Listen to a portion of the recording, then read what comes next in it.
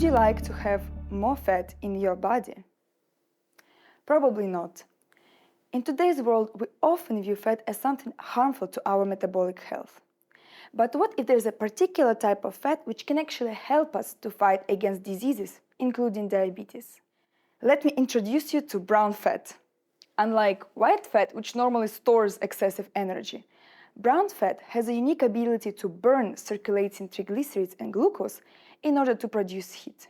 However, until past few years, we were not aware of its presence in adult human and its potential was totally overlooked. But what makes brown fat such a game changer in the context of diabetes? In diabetes, pancreas fails to produce sufficient amount of insulin, which leads to high blood sugar and other metabolic complications. And here is where brown fat comes into play.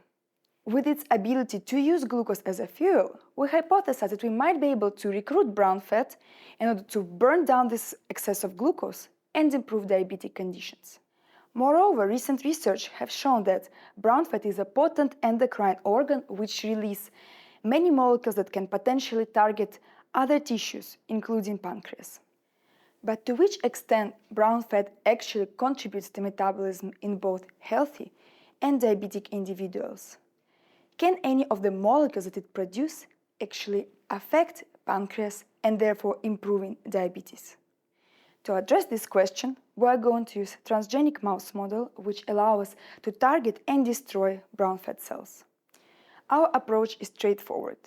We eliminate brown fat cells and then we observe which global changes in glucose metabolism occur upon its loss. Also, we will follow the dynamics in key circulating molecules that are tightly associated with diabetes. By comparing mouse with and without brown fat cells, we will be able to understand what was the initial contribution of this tissue to metabolic control in either healthy or diabetic context. In parallel, we will analyze which molecular changes occur in the key metabolic organs. With this, we aim to connect global changes with the distinct molecular mechanisms underlying them.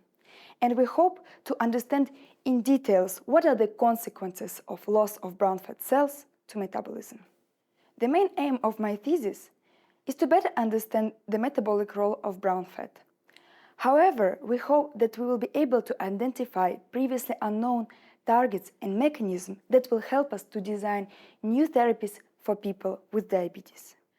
Finally, perhaps embracing this particular type of fat can be an unexpected solution for understanding and improving our metabolic health.